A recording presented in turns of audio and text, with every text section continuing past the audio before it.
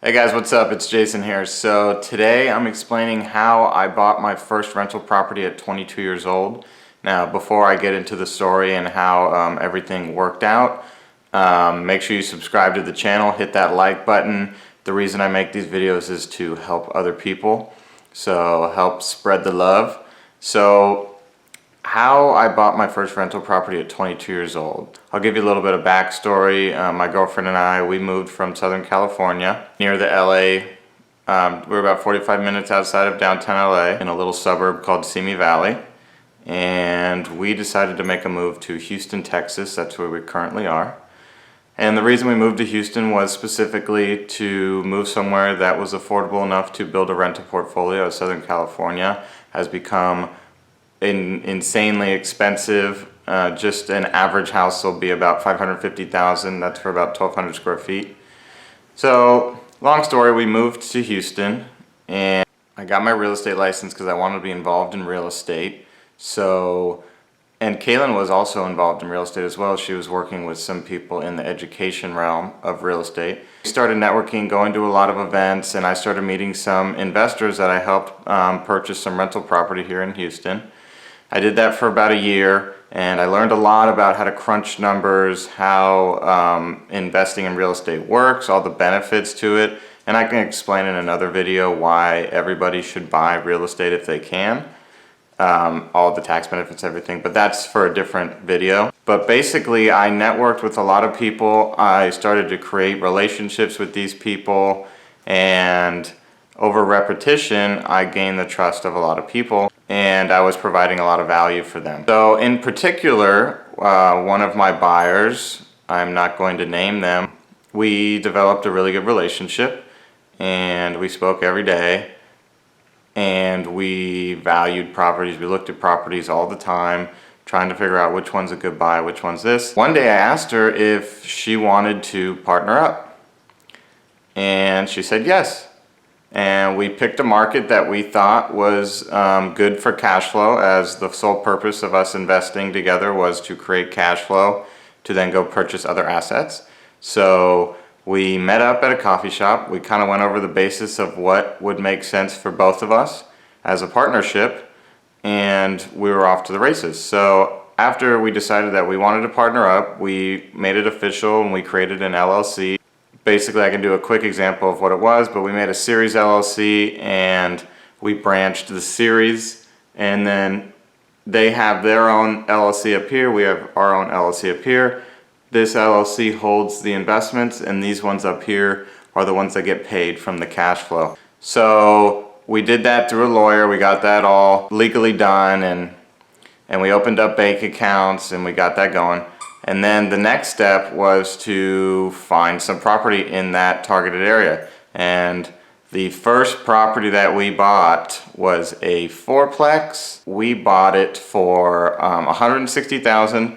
In hindsight, I think we overpaid because we found it on the MLS, and moving forward, we did not purchase anything else thus far off the MLS because typically on the MLS, prices are not as favorable to an investor. Our first one, just to get us started, we purchased that one for $160,000. We put about $11,000 into it because the unit needed to be rehabbed. We got that for $160,000. We have a mortgage of $140,000. We are on a 6% interest, 15-year loan, and the cash flow from that property is going to be about $400. That was the first one we bought. Rents were about $550 a unit, but we're pushing them up to $700.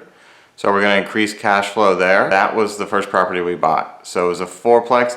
Then the other two properties we bought was a triplex and a quadplex. We bought them from the same seller. We bundled them together, and we bought them for a total of $196,000. We put about $22,000 into the triplex and $24,000 into the quadplex.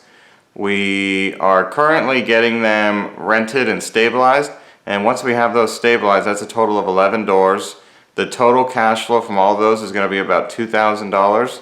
And to go back to the partnership, the way we set it up was My girlfriend and I put in the sweat equity. We found the contractors. We got the contractors all lined up, figuring out the rehabs, finding the deals, traveling to that market that we're in, and basically putting in effort in turn for equity and cash flow. So the way we set up the partnership was 50-50 equity, and then whatever money is left in the deal after we refinance out of them, our partner gets a automatic 15% return of whatever money is left in the deal, and then whatever cash flow is left over from that, we split 50-50.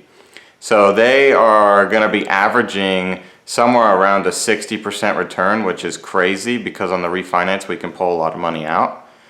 But basically that's how we set it up. We're currently at 11 rental units, which is pretty good for being 22 and for anybody really. So we're at 11 right now. Our cash flow is going to be around $2,000, give or take a few $100s. And for other people that are wanting to do this, let me lay out some guidelines of how you should go about doing this. Step number one would be first get involved in real estate. You have to put yourself out there. If you want to purchase rental property, you need to start networking. You don't have to get a real estate license, but you need to start networking with some people and provide value for them so that they see you as a trusted source and someone that they want to do business with. Number two is you have to create the relationship with them. You have to meet up with them multiple times, get on the phone with them, explain what you're trying to do, how you can bring value to them, why they should partner with you, and explain the ideas you have, your strategy. You're going to go large multifamily, you're going to go single family, duplex, triplex, quadplex, stuff like that. Third is you have to figure out how you want to structure the partnership. For me, it was a no money in, sweat equity sort of deal. Not everyone's going to get that sort of deal. Typically you do half and half, 50-50 on the down payments and the rehabs and the refinance and stuff like that. That's a typical JV or joint venture partnership, but there are endless ways you can partner with people. You just have to be creative enough to structure it. So I would go on YouTube, learn how to do that, figure that out, and you'll be able to have an easier time structuring your partnership with that person. Step number four is once you have that partnership together, you guys are off to the races, and now you need to go find some deals. So you need to go network with some wholesalers, which are people that get properties under contract for cheap, and they sell it to you for a finder's fee. Number two is you can start cold calling your own off-market leads. I can do a video on how to find those, but you can go on Craigslist, you can go on Facebook Marketplace, you can drive for dollars, you can do a lot of things. So step number four would be you got to find the deal and get that figured out. Step number five would obviously be you need to have the funding in place, whether that is through a bank, a hard money lender. You have to be ready to get qualified to be able to do a refinance to get out of your short-term high interest money. Once you figure out all of that banking, which you really should figure out in the beginning. I should have put this step earlier, but the financing is very important, and without having the financing figured out, you can't buy the deal. So you can either use private money, hard money, you can just do conventional 20% down if the property doesn't need a lot of work. So step number five is finding the financing for the deal. Step number six would be closing the deal. You can either, if you're licensed, you can represent. There's a lot of ways that you can actually get money back at closing to help with the down payment. That's a little advanced. I can talk about that later. But close the deal. Make sure you use a title company. It's very important. You have to use a title company, because if there is a messy title or cloud on the title, which basically means that title is not clear, and that if you bought the property with non-clear title, somebody could come back that's an heir to someone who maybe had passed away, or someone that had rights to the property can come back and take it from you, and you lose your full investment and everything. They have the right to take it from you. So make sure you use a title company and get clear title before you close. Step number seven is rehabbing the property if it needs any rehabbing. Now, to find a good contractor, that would be part of your networking or Facebook groups in your local area. For real estate investing, if you just type in there, hey, I'm looking for a good contractor, you have a bunch of people that'll message you, and you can interview the contractor, ask for past work, all of that stuff. Make sure you ask other investors who have used this contractor or other clients to see how their work is, what's the quality of their work. Step number 8 would be finding a property management company. Some people like to manage the properties themselves. I don't recommend it because you start working in your business, not on your business. So get a good property management company that comes with networking as well. You should be able to find one in your local market. Let them take care of finding the tenants, collecting payments, dealing with maintenance, everything like that. Step number 9 is cash flow.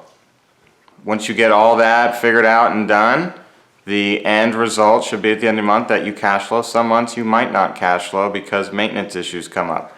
That's all part of real estate investing. It's a long game, not a short game. It's a way to build wealth. Sometimes it's not immediate money, but in the long run you will do well if you buy the property right. That's how you should go about structuring deals and start building your real estate portfolio. That's how we did it. We currently have 11 units, like I said. We're currently stabilizing them, getting them rented, and once we get them rented, Kaylin and I, my girlfriend, we should be cash flowing somewhere around $500 to $600 with no money out of pocket.